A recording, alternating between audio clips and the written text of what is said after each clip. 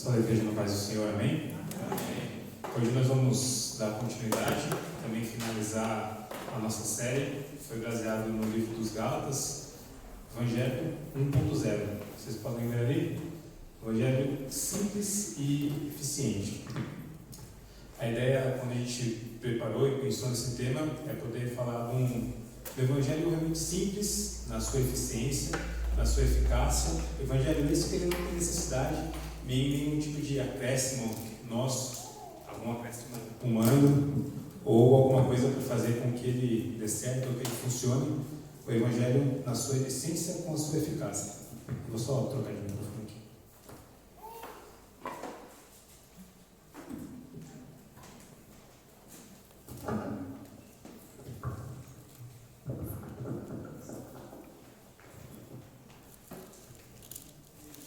Só antes da gente entrar no texto que a gente vai meditar essa noite, só recapitular um pouco do que nós já falamos e qual é o contexto aqui na carta aos Gálatas. A carta aos Gálatas, a igreja da Galácia, foi escrita por Paulo. No momento onde Paulo esteve lá, ele pregou o evangelho, depois ele saiu e após a sua saída, algumas pessoas, alguns judaizantes estiveram em contato com a igreja de Gálatas e tentaram ali implantar algumas outras coisas, algum evangelho diferente daquilo que Paulo já havia dito, havia pregado, havia ensinado para eles, tentando trazer alguns rituais judaicos, entre eles a circuncisão, guardar também o sábado. Então Paulo traz essa carta para poder rebater esses ensinos e também para poder enfatizar algumas outras coisas que ele já havia ensinado, reforçando disso. Só para a gente poder aqui recapitular até a gente chegar no texto. No primeiro capítulo, Paulo vem, ele defende a sua autoridade como apóstolo e também a autoridade dele como evangelho. Inclusive ele diz lá no capítulo 1, no verso número 8, que se aparecesse um anjo pregando um evangelho diferente do que ele pregou, ou se ele mesmo voltasse e pregasse um evangelho diferente que fosse anátema, que fosse maldito. Ele também disse que o evangelho que ele pregou, ele não recebeu de homem nenhum, que foi revelação do próprio Cristo para ele. Depois, quando a gente chega no capítulo de número 2, Paulo continua reforçando a sua posição como apóstolo. Ele diz que ele e os líderes da igreja, os outros apóstolos, estão em plena comunhão. Paulo diz ali que apenas o foco deles é diferente, que o Paulo foi chamado para pregar para os gentios. E também no capítulo 2, no finalzinho, Paulo começa a fazer a introdução ali que a nossa justificação ela é pela fé e não pelas obras. Depois, no verso 3 e 4, no capítulo 3 e 4, é quando Paulo realmente entra nessa questão da nossa justificação pela fé, já não mais pela lei. E ele dá, inclusive, Abraão como um exemplo de uma justificação pela sua fé, não pela sua obra. E também ele vem dizer que o fato de nós sermos justificados, que é através da fé, isso vai fazer com que nós amemos a lei, então assim a gente vai seguir a lei. Não seremos justificados por ela, sim pela nossa fé, mas a justificação faz com que a gente cumpra a lei. E no primeiro trecho do capítulo número 5, Paulo ele fecha essa questão da justificação dando um ultimato na igreja. É simples, ou a lei ou Cristo. Não tem como ser os dois. Inclusive no verso 4 ele diz que aqueles que tentam se justificar pela fé se desligam de Cristo. Então Paulo vem até aqui e aqui na primeira parte do capítulo 5 ele encerra essa parte da justificação. A gente vai chegar aqui agora no texto que a gente vai trabalhar e ler essa noite, que é o Gálatas capítulo 5, a partir do verso 16 até o verso de número 26. Peço para vocês abrirem por gentileza.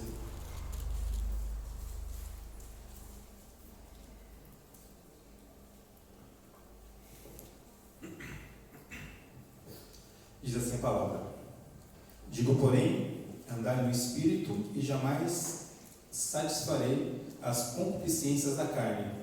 Concupiscências são as vontades, os desejos da carne. Porque a carne milita contra o Espírito contra a carne, porque são opostos entre si, para que não façais o que porventura seja do vosso querer. Mas se sois guiados pelo Espírito, não estáis sob a lei. Ora, as obras da carne são conhecidas e são estas. São conhecidas e são prostituição, impureza, lascívia, idolatria, feitiçarias, inimizades, porfias, ciúmes, iras, discórdias, dissensões, facções, inveja, bebedices, glutonarias e coisas semelhantes a estas, a respeito das quais eu vos declaro, como já outrora vos preveni, que não herdarão o reino de Deus os que tais coisas praticam. Mas o fruto do Espírito é amor, alegria, paz, longanimidade, benignidade, bondade, fidelidade, mansidão, domínio próprio. Contra essas coisas não há lei. E os que são de Cristo Jesus crucificaram a carne com as suas paixões e concupiscências. Se vivemos no Espírito, andemos também no Espírito. Não deixamos possuir por vanglória, provocando uns aos outros, tendo inveja uns dos outros. Então Paulo aqui, ele para de tratar de uma forma geral, de uma forma mais ampla, falando da igreja como um todo. Ele para aqui com a aula de teologia que ele está dando para as pessoas que têm defendido o judaísmo. E Paulo aqui, ele vai tratar do indivíduo, ele vai tratar de cada um de nós internamente, da nossa relação com a carne e com o Espírito. Quando nós conversamos e discutimos para poder dividir a série, nós separamos elas em três partes, que foi a defesa de Paulo e a autoridade do Evangelho, que o Rafael falou sobre isso, ele fez a explanação. Depois sobre o cristão e a lei, e por último a santidade, que é o que a gente vai abordar aqui nessa noite. E no começo aqui do trecho que a gente leu, o Paulo vai fazer aqui como se fosse uma comparação da carne versus o Espírito, que está aqui a partir dos versículos 16 até o versículo 18. Paulo começa falando que nós devemos andar no Espírito para a gente não satisfazer os desejos da nossa carne, as nossas vontades. E também Paulo enfatiza que a gente vive uma guerra interior, que a carne milita contra o Espírito e o Espírito milita contra a carne. Nós temos uma guerra interna dentro de nós. Então, e essa guerra dentro da gente, ela é uma guerra que é infinita, pelo menos enquanto a gente estiver vivo. O nosso maior inimigo, o nosso maior opositor, não está do lado de fora, ele está do lado de dentro. Ele está na nossa própria carne. O nosso maior inimigo, o nosso maior opositor está dentro da gente mesmo, que são as nossas vontades para a carne.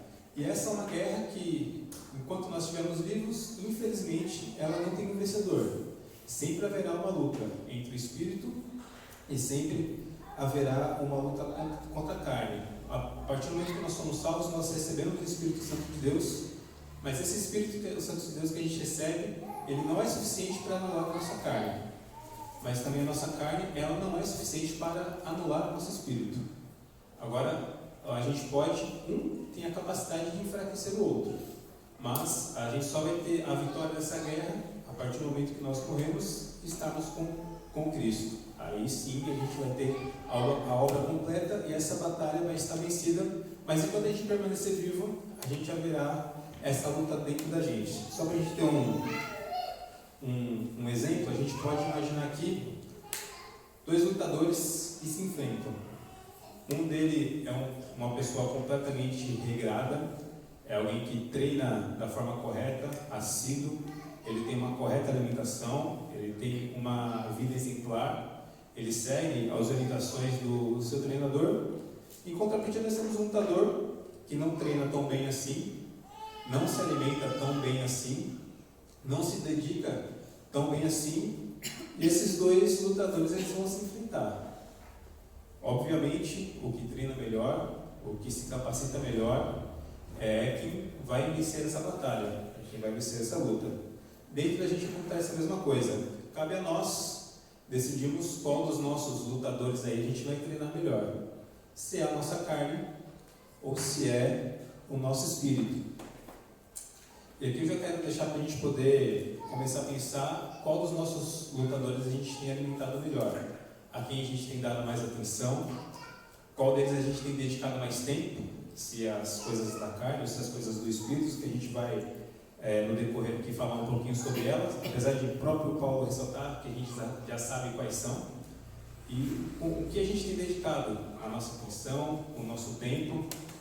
Continuando aqui com uma analogia com relação aos lutadores, o lutador, quando ele vence, quando ele é o melhor da categoria, ele tem um cinturão, que é um símbolo que identifica que ele é o melhor.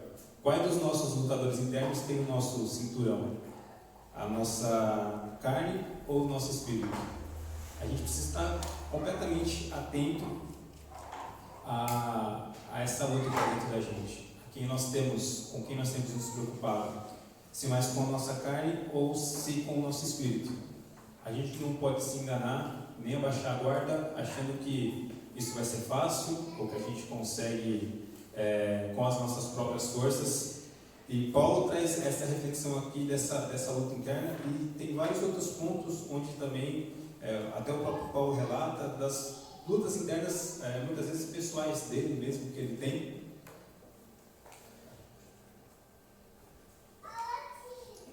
Eu vou ler aqui para vocês o texto de Romanos 7, 19 e 20, que Paulo também fala aqui sobre ele mesmo, falando que porque não faço o bem que prefiro, mas o mal que não quero, esse faço.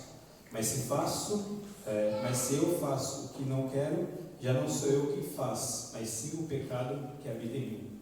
Um dos momentos que Paulo fala sobre essa guerra interior que ele tem nele mesmo. Eu tenho um trecho, se não me engano, de 1 Coríntios, que Paulo fala que ele esmurra o seu próprio corpo, a fim de dele não se desqualificar mediante aquilo que ele mesmo prega. Lá em Tiago, capítulo 1, verso 14, Tiago traz para a gente a seguinte reflexão. Ele fala que, ao contrário, cada um é tentado pela sua própria cobiça, quando esta o atrai e seduz. Mais uma vez, enfatizando aqui que o nosso maior inimigo está dentro da gente. Nós somos tentados segundo aquilo que a gente cobiça, segundo aquilo que a gente quer ter, aquilo que a gente deseja muito. E tem um trecho bem interessante que está ali também, que é Gênesis 4, 6 e 7.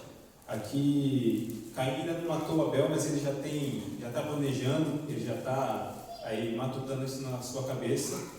E Deus vem e fala com ele. E diz o seguinte: então lhe disse o Senhor, por que andas zerado? E por que se descaiu o teu semblante? Se porventura procederes bem, não é certo que serás aceito? Se todavia procederes mal, eis que o pecado jaz à porta. O seu desejo será contra ti, mas cumpre a ti dominá-lo. Então Deus aqui vem e fala que Caim adverte ele, falando que o desejo dele é contra ele, que o pecado está na porta. Mas em compensação, cumpre a cada um de nós dominarmos as nossas vontades e os nossos desejos. Deus vai lutar contra todos os nossos desejos para a gente conseguir andar no Espírito.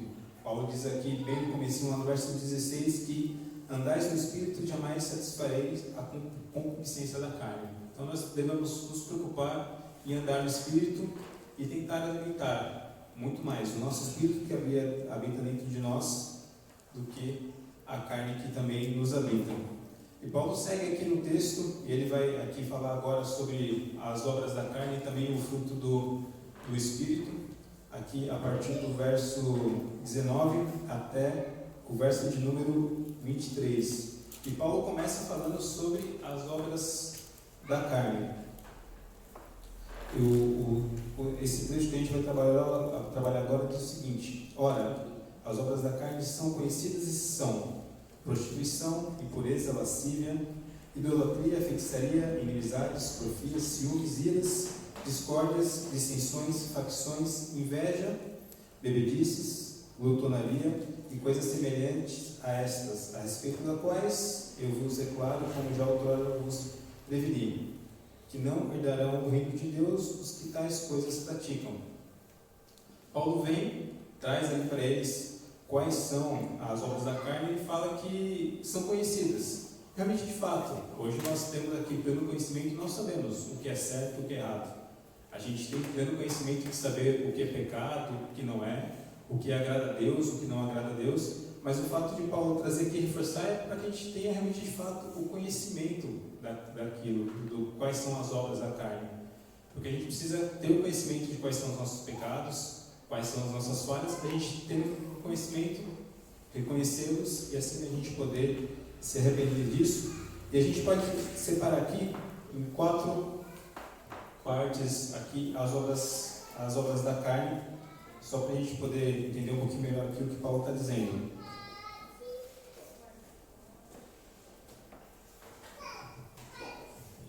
A primeira, ele vai tratar de uma área de cunho sexual. Ele fala aqui prostituição, impureza e lascívia. E aqui a gente pode colocar algumas outras coisas, adultério, pornografia, tudo entra dentro aqui da área sexual que Paulo vem tratar. Depois, a segunda área que Paulo trata é da área religiosa. Ele fala aqui que é a idolatria e a feitiçaria. Adorar a imagens ou escultura, tentar buscar a Deus através disso, de imagem de escultura, ou então tentar buscar a Deus através do cultismo, rituais, invocação de espíritos. Tudo isso aqui também é obra da carne. E aqui é bem interessante porque a mesma carne que te leva para o pecado sexual, ela também te leva para o pecado religioso, que é aqui a idolatria e também a feitiçaria. Depois vem uma terceira divisão, que até é o maior aqui, que está falando sobre relacionamentos. Tá? A inimizade, que a inimizade que pode haver entre nós, as pessoas que não se falam, não se gostam. Eu até perdoo o irmão, mas é ele lá no canto dele, eu aqui no meu canto. Eu até perdoo ele, mas eu não quero ver ele na minha frente, nem pintado de ouro, porque se eu ver ele, olha, o Espírito Santo me segura. São as inimizades. Se a gente não quer ter comunhão com algum irmão nosso, a gente não considera ele nosso irmão, a gente considera ele nosso inimigo. Porque nós somos partes de um só corpo. Nós devemos e precisamos ter comunhão entre nós. Depois ele vem aqui, porfias, que seria discussão, disputa, polêmica, um espírito de briga, quando a gente gosta aqui de querer polemizar tudo que acontece. Os ciúmes, que é a possessão, a gente acha alguém é nossa propriedade, por isso que a gente tem ciúmes, e o próprio Paulo fala que o amor de verdade ele não arde ciúmes, então o ciúmes ele não é uma demonstração de amor, ele é uma demonstração de pecado. Ira, que é a raiva descontrolada, a pessoa não consegue se controlar na sua ira. A Bíblia tem falado que nós devemos irar, mas não pecar. Mas a ira que Paulo se refere aqui é a ira sem controle. A pessoa explode, perde a paciência com muita facilidade. A discórdia, quando a gente não concorda com nada está bom, a pessoa não se satisfaz com nada daquilo que acontece. A dissensão é uma discórdia fluida, é uma discórdia com um pouquinho mais de força. Ele é um opositor muito mais ferrenho. A dissensão ela é um oposto a um lugar que não há senso. O senso é um lugar onde todo mundo está em comum acordo. Então, onde há dissensão é um lugar que não há senso, não há acordo. A facção, que vem falar sobre a separação, a divisão, quando a gente quer separar ou separar algum lugar, ou separar as pessoas, ou algum grupo por algum motivo. E a inveja, que é a cobiça daquilo que não é nosso, a cobiça daquilo que é do próximo. Então aqui, Paulo dá uma série de obras da carne que está relacionada aos nossos relacionamentos, ao nosso como um corpo. E por último, ele separa aqui mais 2 obras, que agora está todo indivíduo pessoalmente, que é a bebedice e a glutonaria. E o pecado, ele pega algo que Deus nos deu como bênção, como comer é gostoso, não é, gente? É bom comer? Mas o pecado pega isso, ele torce, ele distorce, ele destrói, e isso vira maldição para a gente. Isso vira motivo de condenação, isso vira motivo de intriga, isso vira motivo de briga, porque tudo que Deus criou é perfeito, mas o pecado vem, distorce tudo, destrói e entrega para a gente de volta como um pecado. E Paulo cita nominalmente cada uma dessas coisas, que é exatamente para a gente poder parar, analisar e ver se nós temos falhado em alguma dessas coisas. Se alguma dessas coisas, ou as coisas que não estão nominadas aqui, mas que levam a esse mesmo entendimento, se a gente tem praticado essas obras, se essas obras têm feito parte da gente.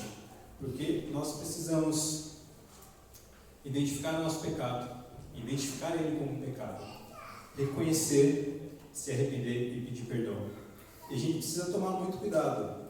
Paulo se preocupa em escrever cada um dos itens, porque por uma pequena fresta que a gente abre, só para dar aquela, a gente abre um pedacinho da porta só para dar aquela olhadinha no pecado. Essa olhadinha é como se tivesse porta nenhuma. O pecado entra e assim ele vai aos poucos minando e destruindo. Ali, ó. Pequenas exceções é igual a grandes pecados. E aqui, quando a gente diz grandes pecados, não comparando o pecado maior com o pecado menor, mas sim porque o pecado ele começa pequenininho. Você abre uma pequena exceção. É através de alguma atitude que você tem, de alguma escolha que você tem, que a princípio você, não, eu consigo me controlar, não vai ter nenhum problema. Pode ser que até se você consiga se controlar naquela pequena exceção, mas a próxima exceção já não vai ser tão pequena. E a próxima também já não vai ser tão pequena. E daqui a pouco você está concedendo exceções gigantes para o pecado. A gente tem que tomar muito cuidado. Dentro de nós, a gente tem um vazio. E esse vazio, ele é exatamente do tamanho de Cristo. A partir do momento que Cristo entra, ele preenche todo esse vazio. Só que às vezes a gente quer compensar esse vazio com o pecado. No primeiro momento, o pecado ele pode até preencher esse vazio. Só que daqui a pouco, esse espaço já não está preenchido. Então você vai atrás de uma satisfação maior. Depois você vai atrás de uma satisfação maior. Isso vai virar um ciclo. E daqui a pouco, a sua pequena exceção fez com que você cometesse um grande pecado. Só reforçando, não comparando pecados maiores ou pecados menores, porque tudo é pecado, todos eles desagradam a Deus, mas a gente tem que tomar cuidado com as pequenas exceções que a gente abre na nossa vida. Aquela olhadinha no site que não deve, um grupo de WhatsApp que a gente sabe que a gente não deve estar nele, mas a gente está, aquele happy hour com os amigos do trabalho, porque afinal de contas eu também sou filho de Deus, eu preciso estar junto com o pessoal do meu trabalho, eles não acharem que eu sou um crente chato. Eu sou crente, mas eu sou diferente, né? Eu sou um crente legal. Se os seus amigos do trabalho te acham um crente legal, provavelmente tem alguma coisa errada. Porque o nosso testemunho, ele tem que incomodar as pessoas que estão na carne. Não tem como, não existe comunhão entre o Espírito e entre a carne. Se o nosso Espírito está em alguma comunhão com a carne, alguma coisa está errada com o nosso Espírito. A gente precisa se autoavaliar e ver o que a gente tem errado nesse sentido. Depois o Paulo ele vem apresenta quais são as obras da carne para a gente poder reconhecer. Nós devemos reconhecê-las, rejeitá-las. Se a gente chegar a alguma em nós, a gente precisa reconhecer, se arrepender, e nós precisamos também substituí-la pelo fruto do Espírito, que é o que Paulo vai continuar aqui.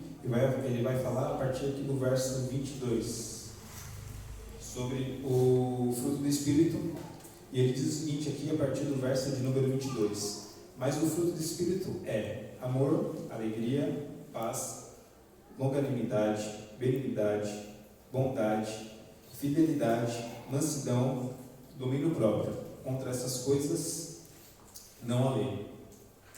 Paulo vem tratar o fruto do Espírito, e aqui a gente pode perceber que quando Paulo vai falar da carne, ele fala no plural, ele fala as obras da carne. Quando ele vai falar do Espírito, ele fala do fruto do Espírito. A gente pode considerar como o principal, até o fruto do Espírito, até coloquei em destaque, que é o amor. Esse não é o nosso amor humano, mas o amor que a gente consegue ter a partir do momento onde a gente é alcançado pelo Espírito Santo. E é o amor que ele vai servir como pano de fundo para todas as outras virtudes do fruto do Espírito. Todas aquelas coisas que o fruto do Espírito nos traz. E Paulo ele fala muito sobre a questão do amor, principalmente o amor ao próximo, No próprio capítulo 5, um pouco mais para trás, a gente não leu, mas ele fala lá no verso 14, porque toda lei se cumpre em um só preceito, a saber, amarás o teu próximo como a ti mesmo. Jesus também fala sobre ele resume os 10 mandamentos em 2, que é amar a Deus acima de todas as coisas e amar o nosso próprio como a nós mesmos. O próprio Paulo também lá em 1 Coríntios 13, ele fala sobre amor. Eu já citei, falando que o amor não há de ciúmes, mas o amor tudo sofre, tudo crê, tudo espera, tudo suporta. Hoje de manhã o pastor falou em 1 Pedro 4:8, falando que o amor cobre multidões de pecados. Então o amor, esse amor que a gente só consegue através da justificação pela fé, pelo Espírito Santo, ele vai servir como pano de fundo para todas as outras coisas que Paulo cita sendo o fruto do Espírito. Então a gente pode considerar aqui o seguinte, que a alegria é o amor se regozijando, é o amor feliz, um amor com felicidade. A paz é o amor em repouso. A longanimidade, que é o amor paciente, mas não só paciente pela paciência, mas ele é um amor que tem um longo ânimo, é um amor que não desanima fácil, que insiste, que ele persiste, que nos sustenta. A benignidade e bondade é o amor fazendo bem ao próximo, é o amor àqueles que estão à nossa volta.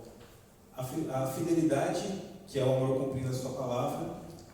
A mansidão, que é o amor suportando as coisas.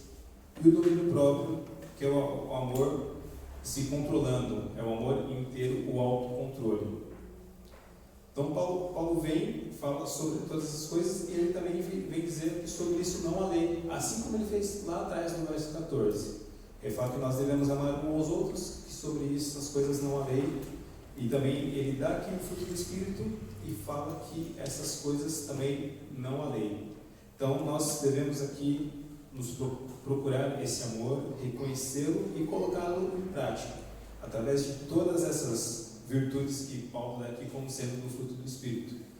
Muitas vezes é difícil a gente estar alegre todo o tempo, mas a gente sempre faz aquela comparação entre alegria e felicidade, porque a nossa alegria, a nossa felicidade está no Senhor. Muitas vezes a gente não está passando por um momento bom, a gente não consegue sorrir, muito pelo contrário, a nossa maior tendência nessa dificuldade é chorar, mas o amor vai fazer com que a gente consiga passar por isso, vai fazer com que a gente consiga ter paz, vai fazer com que a gente consiga aguardar, esperar, ter um ânimo estendido diante as situações.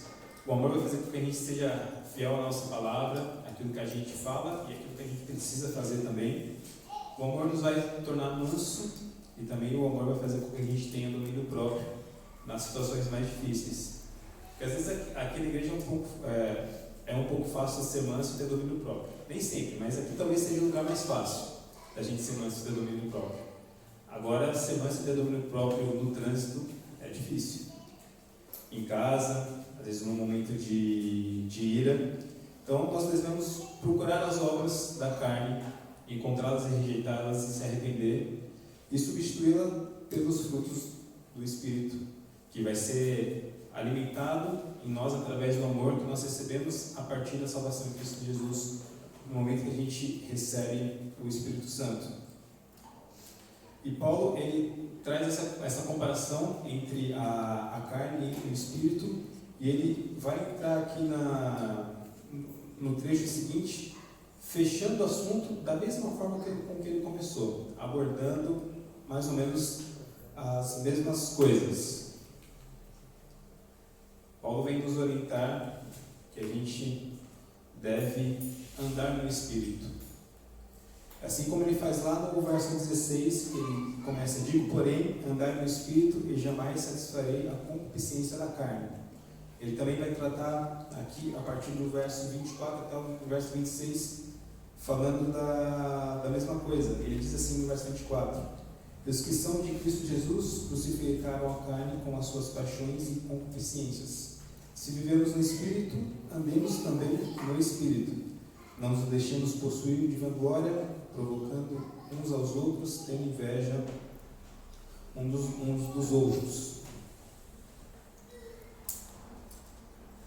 Todas as nossas obras da carne, todo o nosso pecado, todas essas coisas já foram crucificadas com Cristo, já foram pagas, perdoadas na cruz. Todas essas nossas obras, tudo aquilo que Paulo cita como sendo obra da carne, ele também fala que isso já foi crucificado. Aqueles que são salvos, estão separados, tudo isso foi crucificado e está pago na cruz, através do sacrifício de Jesus. Não tem nada que nós possamos, que a gente possa fazer para perder ou para ganhar a nossa salvação. Podemos dizer assim que Deus já fez o serviço sujo através de Cristo. Ele morreu e sofreu pelos nossos pecados. Ele foi morto, foi transpassado pelas nossas atitudes, não pelas atitudes dele, mas para a nossa salvação. E saber desse sacrifício tem que fazer com que a gente ande em santidade, que a gente tente e batalhe para conseguir andar no Espírito.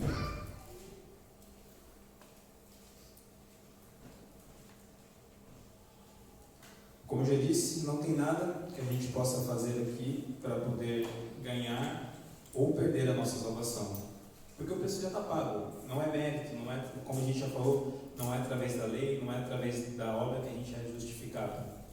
Mas isso não pode e nem deve servir para a gente como um amuleto para achar que a gente pode fazer o que a gente quer.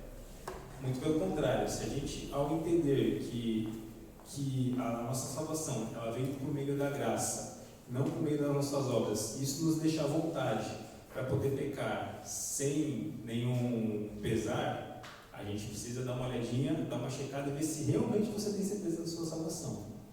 Porque se a palavra do cruz, se o evangelho, se o sacrifício que Deus entregou para a gente através de Cristo, não faz com que a gente se esforce para viver em santidade, porque alguma coisa está errada dentro de nós.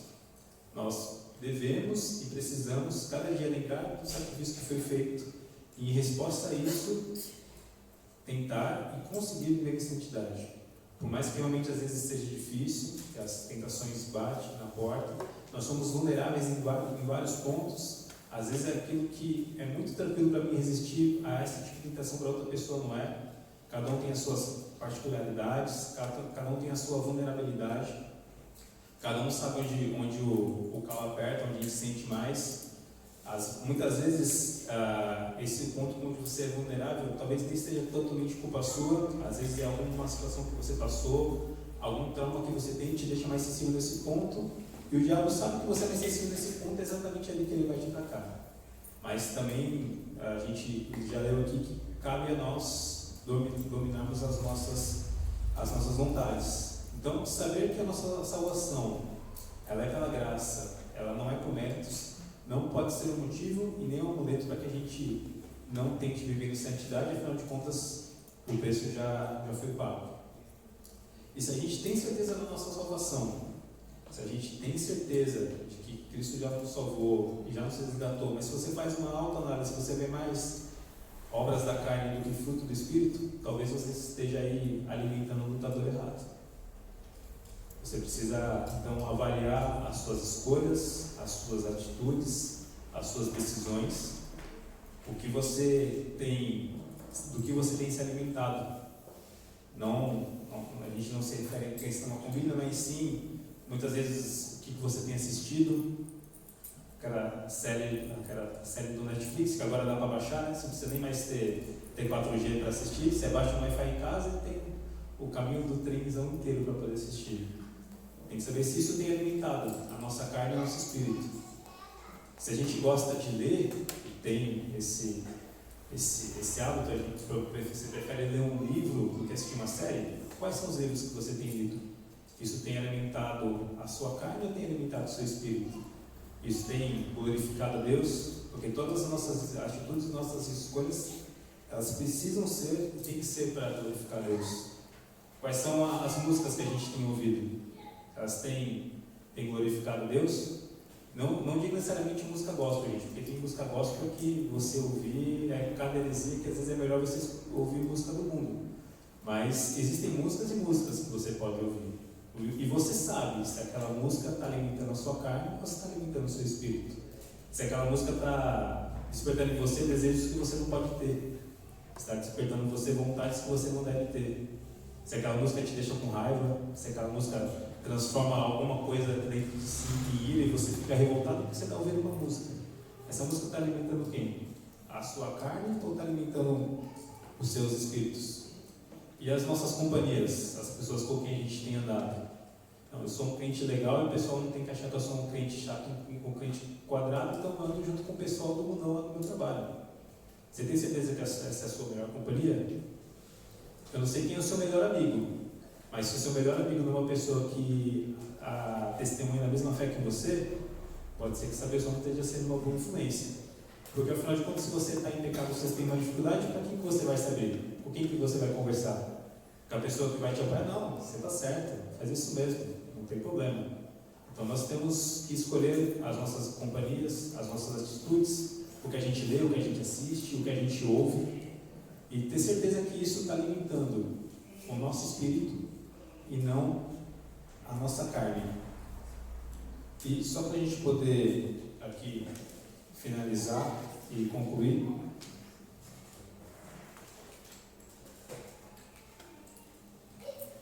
os slides ficaram problema. Para a gente poder concluir, nós devemos andar no Espírito. E como que a gente vai conseguir fazer isso? A gente vai conseguir andar no Espírito, alimentando o nosso Espírito. É através da oração, é através da leitura da Bíblia. O Felipe sempre fala e muito incisivo nisso. Devocional, devocional, devocional. Eu acredito que todos nós aqui temos relacionamento com as pessoas e bons relacionamentos. E tenho certeza que esse relacionamento não foi feito você encontrando essa pessoa uma vez por semana, ou no domingo de manhã, ou no domingo à noite, no intervalo de mais ou menos 1h30. Se o seu único encontro com Deus é dentro da igreja, você não tem relacionamento com Ele. O relacionamento, ele é diário, ele é todo dia. E através desse relacionamento, a gente vai conhecer melhor a Deus, vai saber quais são as suas vontades, e a gente vai conseguir andar em santidade e no fruto do Espírito. E só deixar aqui o texto que Paulo também escreve aos Filipenses 4:8, do que deve ocupar a nossa mente, ou formas a gente conseguir alimentar o nosso espírito. Ele diz o seguinte: finalmente, irmãos, tudo que é verdadeiro, tudo que é respeitável, tudo que é justo, tudo que é puro, tudo que é amável, tudo que é de boa fama, se alguma virtude há, se algum louvor existe, que seja isso o que ocupe o vosso pensamento. Então, irmãos, nós temos que nos ocupar das coisas do Espírito. Nós temos que ter ao nosso redor as coisas do Espírito. Porque nós, infelizmente, somos fracos. Nossa tendência é para o pecado. Nossa carne está em nós. E nós, pelas nossas próprias forças, nós não temos capacidade nenhuma disso. A gente consegue isso através da transformação do Espírito, que vai acontecer pela leitura da palavra, pela oração e pela comunhão com a instituição de Cristo. Amém? Só para a gente finalizar, o verso de número 16, digo, porém, andais no Espírito e jamais satisfareis as concupiscências da carne. Amém? Vou chamar o grupo de louvor.